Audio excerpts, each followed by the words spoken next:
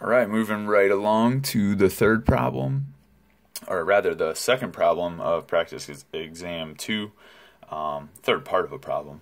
But either way, we want to find the surface area of the surface obtained by rotating this curve where x varies between 1 and 5 and y is equal to square root of 1 plus 4x. We want to rotate this curve about the x-axis to generate a surface and then compute the surface area of that surface. So just to get an idea of what this looks like, 1, 2, 3, 4, 5. So here's x equals 1, x equals 5, y, x. This function looks something like this, right? Sort of just is a transformed version of the square root function, but either way we only care about it between 1 and 5. So if we wanted to generate the surface by rotating about the x-axis, right, we of course would rotate this curve about the x-axis to get something quite like this. And then we're only considering this outside sheet, right, this surface. So it's not a solid volume or a solid of revolution, but just a surface of revolution. Okay, so either way, we have a formula for the surface area when we rotate about the x-axis. And so our formula for the surface area is just 2 pi times whatever our y-coordinate is, because this is telling us something about a circumference term. And then we multiply by the differential of our arc length, which I'll just write as ds for right now. For me, this is the easiest way to remember this formula. But of course, what all of this means, well, okay, I have a constant multiple of 2 pi, so I can just pull that out front. I'm going to ultimately be integrating in x, so I'm going to integrate from 1 to 5, so I can just write that now. And then y, I'll rewrite as, well, what it is in terms of x. So this is just square root of 1 plus 4x, square root.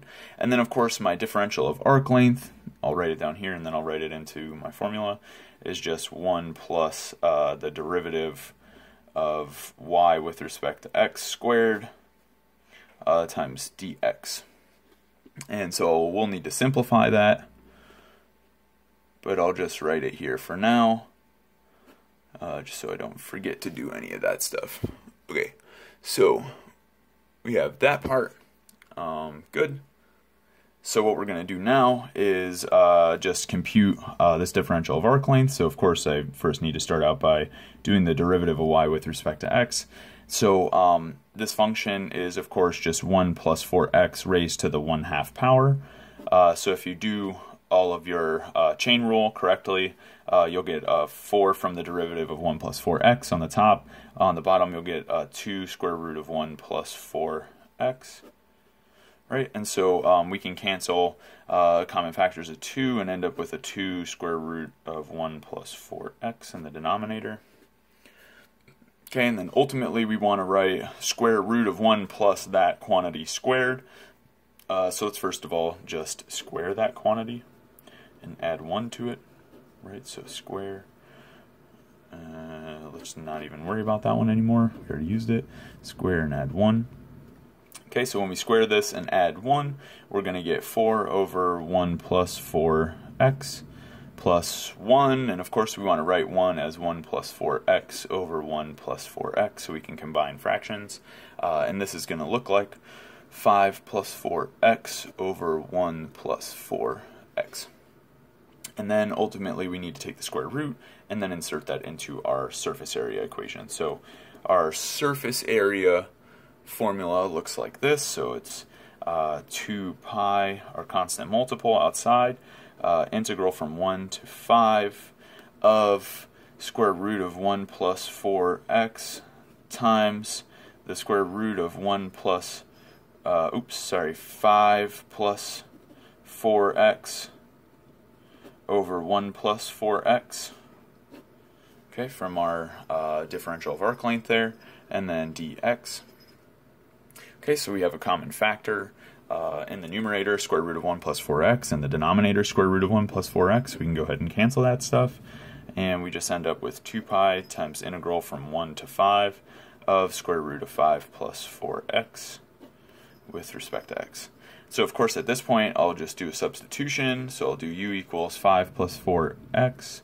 That's going to give me that 1 over 4 du is equal to dx, so I can go ahead and replace everything appropriately.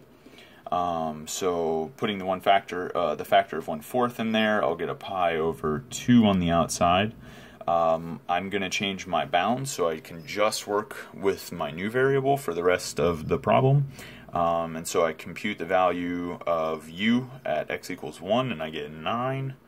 Right, 5 plus 4 times 1, and then when I do compute u at x equals 5, well, I get 5 plus 4 times 5, so 5 plus 20, so 25. So you get 25 for my upper bound there, and then the inside now is just going to look like u to the 1/2 du, and so we can go ahead and integrate this power function. So this is going to be equal to, of course I have pi over 2 on the outside still. The antiderivative of this power function, I need to add 1 to my power, so I'd get 3 over 2, and then I need to divide by that, so I have 2 over 3, u to the 3 over 2, and I want to evaluate at 25 and at 9. Okay, so I have a common factor of 2, which I can cancel. This gives me pi over 3. And when I evaluate at 25, I do square root of 25 is 5, cube that is 125. Basically same thing with 9. I subtract square root of 9 is 3, cube of 3 is 27. And this is going to leave me with 98 pi over 3 as the surface area of this surface. Alright, I'll see you on problem 3.